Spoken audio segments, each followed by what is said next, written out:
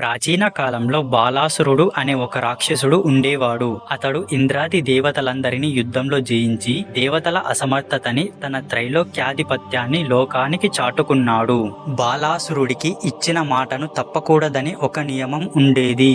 దేవతలు బ్రాహ్మణ వేషాలలో అతని వద్దకు పోయి తామొక యజ్ఞాన్ని తలపెట్టామని, బలి పశువు కోసం అతనిని యాచించడానికి వచ్చామని బాలాసురుడిని బతిమాలుకున్నారు. అతడు వెంటనే వారికి కావాల్సిన బలిని తాను ఇవ్వగలనని మాట ఇచ్చాడు. అప్పుడు దేవతలు వెంటనే నువ్వే కావాలి అన్నారు. ఈ విధంగా తన వాగ్వజ్రానికి తానే బలి అయిపోయాడు బలాసురుడు. బలాసురుని బలిదానం ఉత్తగానే పోలేదు, లోక కళ్యాణం జరిగింది. సామాన్యులు చేసే యజ్ఞానికే కీటక సంహారం, కాలుష్య నివారణం, నగర శాంతి వంటి లోక మంగళకర కార్యాలు జరుగుతాయి కదా.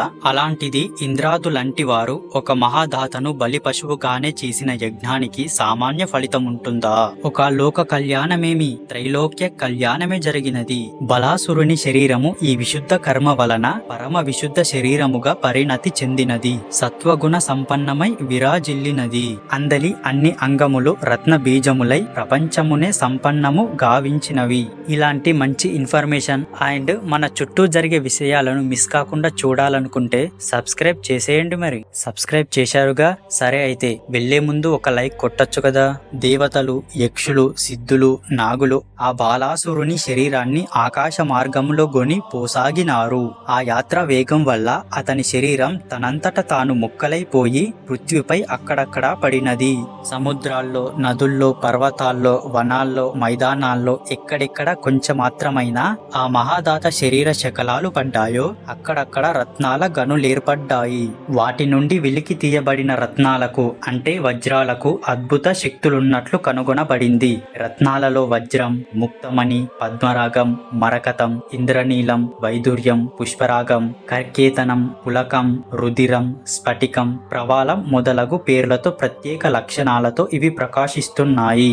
జ్ఞానపు ఆవలి యొడ్డను చేరగలిగినంతగా తెలివి కలిగిన పారదర్శులు, విద్వజ్జనులు ఈ రత్నాలకు ఆయా పేర్లను, వాటి లక్షణాలను, కలిమి ఫలితాలను కూలంకషంగా విశ్లేషించి వేచించి పెట్టారు. ఈ విద్వాంసులు ముందుగా రత్నం యొక్క ఆకారం, రంగు, గుణం, దోషం, పరీక్ష, మూల్యాదుల జ్ఞానాన్ని తత్సంబంధిత సర్వశాస్త్రాలను అధ్యయనం చేసి దాని ఆధారంగా శుభాలను నిర్ణయిస్తారు. ఈ అధ్యయనం అరకొరగా ఉంటే అశుభాలు కలుగుతాయి. పెట్టుకొమ్మని సలహా ఇచ్చిన వారికి కూడా దుష్ఫలితాలు కలుగుతుంటాయి. కాబట్టి శాస్త్రాన్ని క్షుణ్ణంగా చదివిన తరువాతనే రత్నశాస్త్రులయ్యే సాహసం చేయాలి. ఐశ్వర్యాన్ని కోరుకునేవారు గాని ఇతరులు గాని బాగా పరీక్ష చేయబడిన అత్యంత శుద్ధమైనవిగా ధృవీకరించబడిన రత్నాలనే ధరించాలి. రాజులైతే అట్టి రత్నాలను సంగ్రహించి ఉంచాలి. కొన్నింటిని కాలానుగుణంగా ధరించాలి.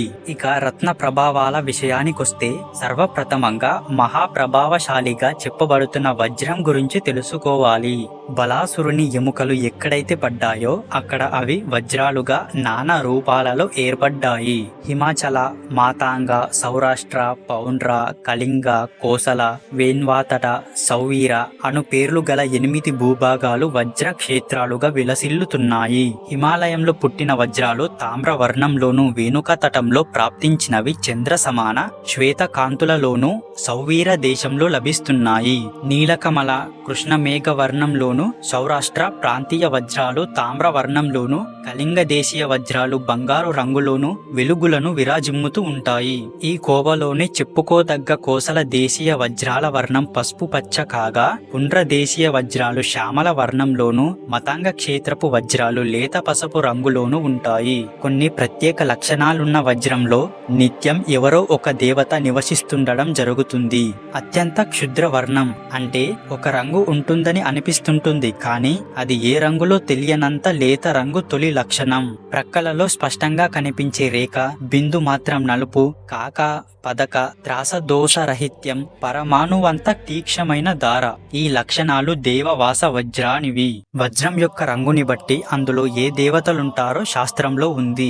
ఆకుపచ్చ, తెల్ల, పచ్చ, పింగళ, నల్ల, రాగి రంగుల వజ్రాల్లో క్రమంగా విష్ణువు, వరుణుడు, ఇంద్రుడు, అగ్ని, యముడు, మరుత్తులు ప్రతిష్ఠులై ఉంటారు.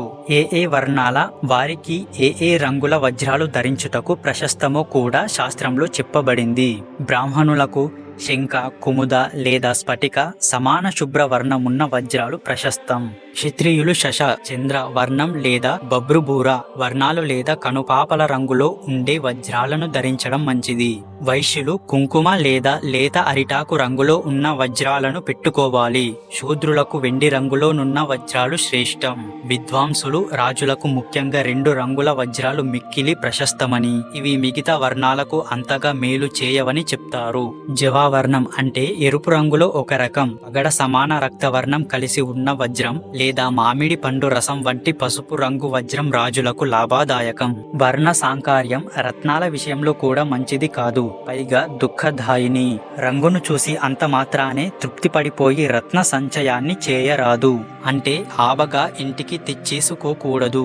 ఎందుకంటే దోషయుక్త రత్నాలు ఇంటికి హానిని చేస్తాయి. మంచి గుణాలున్న రత్నాలైతేనే ఇంటికి, అందులోని వ్యక్తుల వంటికి ఆరోగ్యాన్ని, ధనాన్ని తేగలవు. వజ్రాన్ని జాగ్రత్తగా చూసి ఎక్కడ పగులు గాని, కొమ్ముల వద్ద విరుగు గాని, బీటలు గాని లేకుండా ఉంటేనే తేవాలనే ఆలోచన పెట్టుకొని తదుపరి గుణాలను పరీక్షించాలి. కోణాలు సూదిగా మొనదేలినట్లుండాలి. అగ్గిలో పుటం పెట్టి అప్పుడే తీసినట్లే ఎప్పుడూ చూసినా ఉండాలి. మరకలుండకూడదు. ఒకవైపు గాని మొనల్లో గాని దెబ్బతినిపోయి పొడి రాలుతున్న వజ్రాన్ని ధరిస్తే స్వచ్ఛంద మరణాన్ని వరంగా పొందిన వాడైనా సరే శీఘ్రం మృత్యువు నోట పడిపోతాడు. మధ్యలో బిందు చిహ్నాలు, నీటి చుక్కల వంటి ఆకారాలు కనబడే వజ్రాన్ని ధరిస్తే ఇంద్రుడు అంతటి వాడైనా దరిద్రుడైపోతాడు. ఖానిక అనగా గని నుండి వచ్చిన షట్కోణ, అష్టకోణ, ద్వాదశకోణ, షట్పార్య, శ్వ, ద్వాదశ పార్శ్వ, షడ్ధార, అష్టాధార, ద్వాదశధార, తుంగ, సమ, తీక్షాగ్ర వంటి గుణాలు వజ్రాల సహజ గుణాలు. షట్కోణ విశుద్ధ, నిర్మల, తీక్షధార గల, లగ, సుందర పార్శ్వ భాగములున్న నిర్దిష్టమైన ఇంద్రుని వజ్రాయు లక్షణాలున్న వజ్రం ఒకటి అంతరిక్షంలోనున్నది. అది సర్వోత్కష్టమని, దానిని భూమిపైకి తేవడం కష్ట సాధ్యమని విద్వాంసులు చెబుతుంటారు. తీక్ష, నిర్మల, దోషశూన్య వజ్రాన్ని ధరించేవాడు తన జీవన పర్యంతము ప్రతిదినము స్త్రీతో భోగించగలడు. సంపద, పుత్ర, ధన, ధాన్య, పశు సంపదలు నిత్యం వృద్ధి చెందుతుండగా బహుకాలం సుఖంగా జీవిస్తాడు. వానిపై ఎవరైనా సర్ప, విష, వ్యాధి, అగ్ని, జల, తస్కరాది ఆయుధాలను పంపినా, మంత్రోచ్చటనాది ప్రయోగాలను చేసిన అవి వానిని చూసి దూరం నుండే పారిపోతాయి. వానినేమీ చేయలేవు. కొన్ని ప్రత్యేక మీతలైపోతాయి, అంటే ప్రయోగించిన వాని పని పడతాయి. ఏ దోషము లేకుండా 20 బియ్యపు గింజల బరువుండే వజ్రం మిగతా వజ్రాల కంటే రెట్టింపు ధర పలుకుతుందని మణిశాస్త్ర పండితులు అంటారు. ఆ పరిమాణం 3వ వంతు, సగభాగం 4వ వంతు, 30వ, 6వ, 100వ, 1000వ వంతున్న వజ్రాలు, అలాగే పైన చెప్పబడిన వజ్రం కంటే అధిక భారమున్న వజ్రాలు కూడా ఉంటాయి. వాటి విలువ వాటి బరువును బట్టే ఉంటుంది. ఇక్కడ బియ్యపు గింజ కూడా ప్రత్యేకమైనదై ఉంటుంది. దాని బరువు 8 ఎర్ర ఆవ గింజల బరువుతో సమానమై ఉండాలి. ఏ దోషము లేని వజ్రాన్ని నీటిలో వేస్తే మునగదు, పైగా ఈత కొడుతున్నట్లు తేలుతూ ఉంటుంది. అది రత్నాలన్నిటిలో సర్వశ్రేష్టము. దానిని ధరించుట శుభకరము. దోషాలు దొరుకుతున్న కొద్దీ దానికి విలువ తగ్గిపోతూ ఉంటుంది. వాటిని కొని ధరించటం వల్ల నష్టాలు జరగవచ్చు. కొన్ని వజ్రాలు కాలక్రమాన దోషయుక్తాలవుతాయి. రాజు వాటిని వెంటనే ధరించటం మానివేయాలి. ఇతరులు ధరించవచ్చని కాదు, కానీ ఆ వజ్రానికి ఉన్న శక్తి తగ్గిపోతుంది. రాజు అలాంటి వాటిని పెట్టుకోవడం కొనసాగిస్తే రాజ్యానికి మంచిది కాదు. పుత్రాపేక్షతో వజ్రాన్ని ధరించే స్త్రీ ఇతరుల వలె రత్న శాస్త్ర పారంగతుని మాత్రమే కాక తనకు అలవాటైన జాతక రత్నను కూడా సంప్రదించి ఆ పని చేయాలి. దోషయుక్తమైన రత్నాలను ధరించుటే దోషము. ఇక దాని వలన మంచి జరగాలనుకోవడం మృగ దృష్టిలో నీరు త్రాగాలనుకోవడమే. వజ్రాల విషయంలో మోసం జరిగే అవకాశాలెక్కువ. కాబట్టి కులాంకష పరీక్ష మిక్కిలిగా అవసరమవుతుంది. నకిలీలు ఎక్కువ మెరుపును కలిగి ఉంటాయి. ఆ మెరుపు ఎంతో కాలం ఉండదు, కానీ అప్పటికే ఆలస్యమైపోయి జరగవలసిన కీడు జరిగిపోతుంది. క్షార ద్రవ్యం ద్వారా, శాస్త్ర లిఖిత పద్ధతుల ద్వారా శాన ప్రయోగంతో వజ్రాలను పరీక్షించాలి. ఈ భూమిపై ఉన్న అన్ని రత్నాలపై, లోహాది ఇతర ధాతువులపై వజ్రం గీత పెట్టగలదు, కానీ వజ్రంపై గీతను పెట్టడం దేనికి సాధ్యం కాదు. ఒక వజ్రానికి తప్ప. పుష్పరాగాది జాతిరత్నాలు ఇతర జాతిరత్నాలపై గీతను గీయలేవు, కానీ హీరకము, మాణిక్యం తమ జాతిరత్నాలనే గీయగలవు. వజ్రాన్ని వజ్రమే కోయగలదు. స్వాభావిక వజ్రానికి మాత్రమే తన కాంతులను పైపైకి అనగా ఆకాశ దిశగా ప్రసరింపజేసే శక్తి ఉంటుంది. ఇంద్రాయుధ చిహ్నానికి అంకితమైన వజ్రాలు కొన్ని అరుదుగా ఉంటాయి.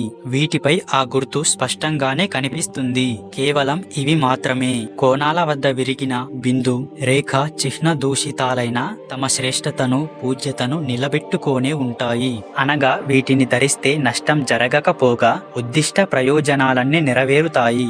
మెరుపు తీగలలోని కాంతితో సమజ్వలంగా వెలుగులను విరజిమ్మే వజ్రాలను ధరించే రాజు అతిశయ ప్రతాపవంతుడై జగదీక వీరుడై విలసిల్లగలడు.